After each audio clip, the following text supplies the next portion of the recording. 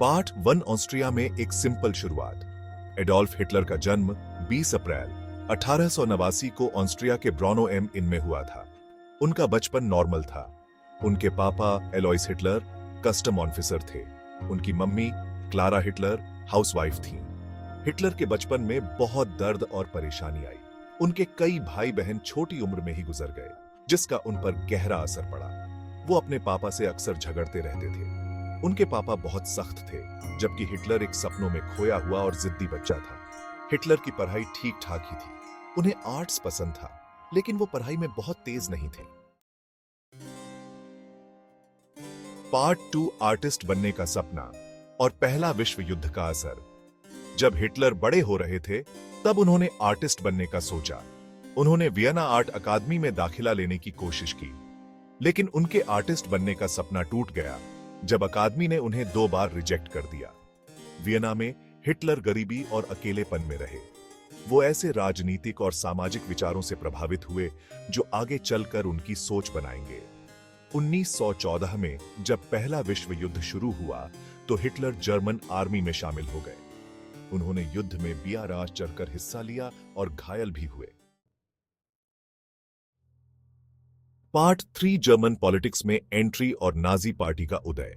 पहले विश्व युद्ध के बाद हिटलर जर्मनी की हालत देखकर बहुत दुखी थे। देश की आर्थिक स्थिति बहुत खराब थी। बेरोजगारी और गरीबी ने लोगों की जिंदगी को मुश्किल बना दिया था। हिटलर को यह देखकर बहुत दुख होता था कि उनका देश इतनी बुरी हालत में है। उन्हें वर्साय की संधि बहुत अपमानजनक लगी और वो ऐसे राजनीतिक ग्रुप्स में शामिल हो गए जो जर्मन राष्ट्रवाद और यहूदियों के खिलाफ नफरत फैलाते थे। इन ग्रुप्स का मानना था कि जर्मनी की हार और उसकी मौजूदा स्थिति के लिए यहूदी जिम्मेदार हैं। हिटलर ने इन विचारों को अपनाया और इन्हें अपने भाषणों में शामिल किया। 1919 में वो जर्मन वर्कर्स पार्टी डीएपी में शामिल हुए, जो बाद में National Socialist German Workers Party NSDAP या नाजी पार्टी के नाम से जानी गई। इस पार्टी का मुख्य उद्देश्य जर्मनी को फिर से महान बनाना और वर्साय की संधि को खत्म करना था। हिटलर बहुत अच्छे वक्ता थे और लोगों की नाराजगी और परेशानी का फायदा उठाकर वो जल्दी ही पार्टी में बड़े नेता बन गए। उनके भाषणों में एक खास तरह की ऊर्जा और जोश होता था, जो लोगों को आकर्षित करता था। हिटलर ने अपने नेतृत्व कौशल से पार्टी को मजबूत बनाया और उसे एक प्रमुख राजनीतिक ताकत में बदल दिया। युद्ध के बाद जर्मनी में हर तरफ यही माहौल था। लोग निराश और हताश थे और उन्हें एक ऐसे नेता की जरूरत थी जो उन्हें उम्मीद दे सके। हिटलर ने इस मौके का फायदा उठाया और अपने भाषणों के जरिए लोगों को अपने साथ जोड़ा। उनके भाषणों में देश का गौरव बढ़ाने, वर्साय की संधि को खत्म करने और एक मजबूत एकजुट जर्मनी बनाने का वादा किया जाता था। हिटलर ने लोगों को यह विश्वास दिलाया कि वह जर्मनी को फिर से महान बना सकते हैं। उनके वादों और भाषणों ने लोगों के दिलों में एक नई उम्मीद जगाई और नाजी पार्टी का उदय हुआ। पार्ट 4 सत्ता में हिटलर का उदय, प्रचार और लोगों को गुमराह करना।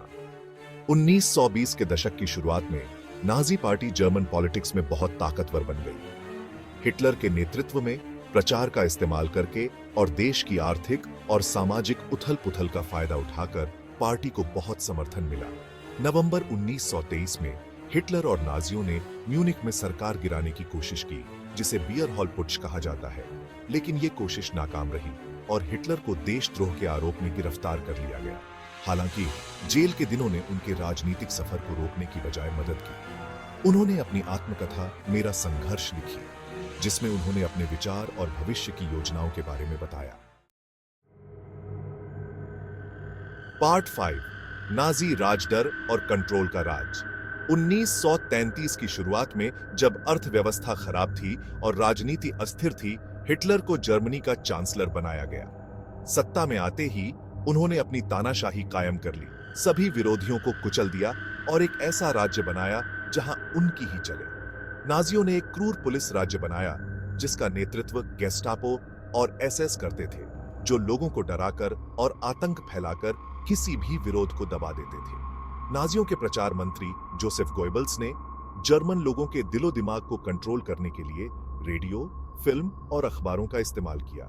उनका मकसद था लोगों को नाजी विचारधारा से प्रभावित करना और सरकार के कामों को सही ठहराना। पार्ट 6 दूसरा विश्व युद्ध की शुरुआत, हिटलर के इलाके बढ़ाने के सपने। हिटलर का मानना था कि जर्मनी को एक महान शक्ति बनाने के लिए उसे अपने सीमाओं का विस्तार करना होगा। 1930 के दशक में हिटलर ने वर्साई की संधि को तोड़ते हुए और यूरोप में जर्मनी का दायरा बढ़ाते हुए आक्रामक तरीके से काम करना शुरू कर दिया। वर्साई की संधि ने जर्मनी पर कई प्रतिबंध लगाए थे, लेकिन हिटलर ने इन प्रतिबंधों को नजरअंदाज कर दिया। उन्होंने राइनलैंड को फिर से जर्मनी में मिला लिया, ऑस्ट्रिया पर कब्जा कर लिया और चेकोस्लोवाकिया के सुडेटेनलैंड को अपने कब्जे में ले लिया।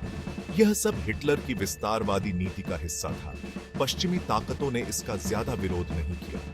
ब्रिटेन और फ्रांस ने हिटलर की इन कार्रवाइयों को रोकने के लिए कोई ठोस कदम नहीं उठाया। 1 सितंबर 1939 को जर्मनी ने पोलैंड पर हमला कर दिया, जिससे दूसरा विश्व युद्ध शुरू हो गया। इस हमले ने पूरी दुनिया को युद्ध की आग में झोंक दिया। हिटलर का सपना था कि वो जर्मनी का साम्राज्य फैलाए। वो लेबेन्सराम के सिद्धांत पर यकीन रखता था, जिसके हिसाब से जर्मन लोगों को जीने के लिए ज्यादा जगह चाहिए। इस सिद्धांत के तहत हिटलर ने पूर्वी यूरोप के देशों पर कब्जा करने की योजना बनाई। इसी लालच ने दुनिया के सबसे भयानक युद्धों में से एक को जन्म दिया। हिटलर की महत्वाकांक्षाओं ने लाखों लोगों की जान ली और दुनिया को तबाही के कगार पर ला खड़ा किया। पार्ट 7 प्रलय, क्रूरता और नरसंहार। दूसरे विश्व युद्ध के दौरान हिटलर का सबसे क्रूर और भयानक काम था प्रलय, जिसमें यूरोप के यहूदियों को योजनाबद्ध तरीके से सताया गया और मारा गया। नाजी विचारधारा यहूदियों को नीची जाति मानती थी, जो जर्मन आर्य जाति के लिए खतरा थे। यहूदियों के प्रति इस नफरत और कट्टरता ने नस्लीय कानून, नरसंहार और सामूहिक हत्याओं को जन्म दिया। यहूदियों को उनके घरों से निकाल दिया गया, उन्हें यहूदी बस्ती में डाल दिया गया और पूरे जर्मन कब्जे वाले यूरोप में यातना शिविरों में भेज दिया गया। ऑनशविट्स, बिर्केनौ, ट्रेबलिंका और सोबिबोर जैसे शिविरों में लाखों बेगुनाह आदमियों, औरतों और बच्चों को गैस चैम्बरों में मार डाला गया, जबरन मजदूरी करवाई गई या फिर दूसरी क्रूर यातनाएं देकर मारा गया। पार्ट 8 युद्ध के आखिरी दिन और हिटलर का अंत। जैसे जैसे युद्ध आगे बढ़ा, जर्मनी और उसके साथी देशों को मित्र राष्ट्रों की सेनाओं ने पीछे धकेल दिया। मित्र राष्ट्रों की ताकत और रणनीति ने जर्मन सेना को कमजोर कर दिया और वे लगातार पीछे हटने पर मजबूर हो गए। मित्र राष्ट्रों के हमलों ने जर्मन शहरों को तबाह कर दिया था और जर्मन लोग बहुत नुकसान और मुश्किलों का सामना कर रहे थे। बमबारी और हमलों ने शहरों को खंडहर में बदल दिया और नागरिकों को भारी कठिनाइयों का सामना करना पड़ा। हिटलर की तबीयत खराब हो गई और वो हकीकत से दूर अपने ही बंकर में रहने लगे और वहीं से आदेश देते रहे। उनकी मानसिक स्थिति भी बिगड़ती जा रही थी और वे अपने ही जनरलों और सलाहकारों पर शक करने लगे थे। अप्रैल 1945 के आखिर में सोवियत सेना ने बर्लिन पर कब्जा कर लिया, जो जर्मनी की राजधानी थी। सोवियत सेना की ताकत और संकल्प ने जर्मन रक्षा को तोड़ दिया और वे तेजी से शहर के अंदर घुस गए। 30 अप्रैल 1945 को जब सोवियत सैनिक उनके बंकर के पास पहुंच गए, तो हिटलर ने खुदकुशी कर ली, जिससे उनके क्रूर और भयानक शासन का अंत हो गया।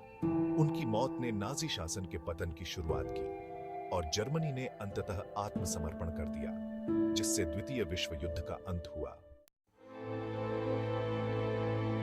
पार्ट 9 हिटलर की विरासत, अंधेरे का एक धब्बा।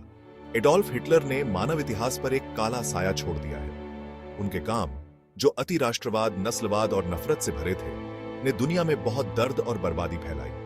प्रलय अपनी भयावहता में मानव क्रूरता और नरसंहार की सबसे बड़ी मिसाल है। दूसरे विश्व युद्ध में लगभग 40 से 50 लाख लोग मारे गए, जिसने इसे मानव इतिहास का सबसे घातक युद्ध बना दिया।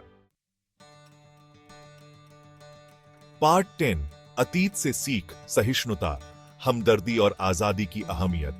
हिटलर के उदय और नाजी राज की क्रूरता को याद रखना और उससे सीखना बहुत जरूरी है। हमें असहिष्णुता, नफरत और तानाशाही के खतरों से सावधान रहना चाहिए। हमें एक ऐसी दुनिया बनाने की कोशिश करनी चाहिए जहां मानवाधिकारों, आजादी और सबके सम्मान को महत्व दिया जाए। शिक्षा, हमदर्दी और आलोचनात्मक सोच को बढ़ावा देकर हम अतीत की गलतियों को दोहराने से बच सकते हैं और सभी के लिए एक बेहतर भविष्य बना सकते हैं। हमें यह कभी नहीं भूलना चाहिए कि अतीत से सीखना भविष्य के लिए हमारी जिम्मेदारी है।